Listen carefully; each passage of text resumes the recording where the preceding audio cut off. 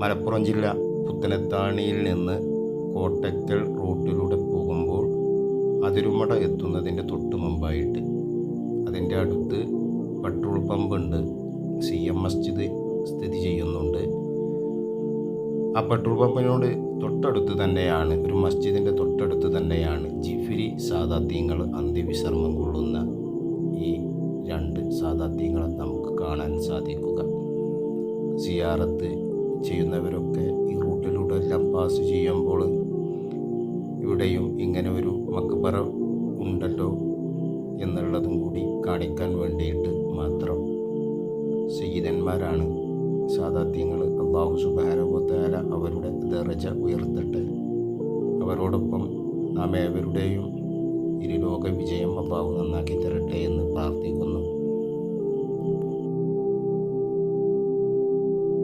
ഈ സാദാത്യങ്ങൾ അന്ത്യവിശ്രമം കൊള്ളുന്നതിൻ്റെ തൊട്ടടുത്തും ഒരു നിസ്കാരപ്പള്ളിയും നമുക്ക് കാണാൻ സാധിക്കും. റോഡ് സൈഡിൽ തന്നെയാണ്, റോഡിൻ്റെ തൊട്ടടുത്ത് തന്നെയാണ് ഈ മക്ബറ ഉള്ളത്.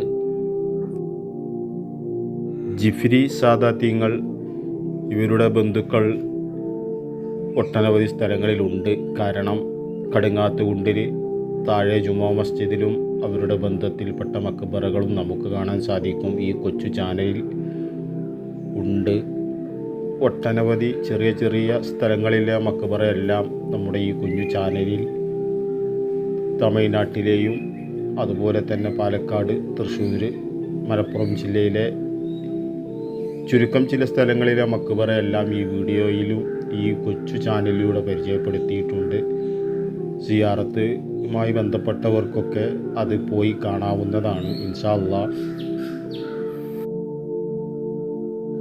ഇവിടെ അന്ത്യവിശ്രമം കൊള്ളുന്ന സയ്യിദന്മാർ ജിഫ്രി സാദാത്യങ്ങളുടെ മക്കൾ ഇതിൻ്റെ തൊട്ടടുത്ത് തന്നെയായിട്ട് ഉണ്ട്.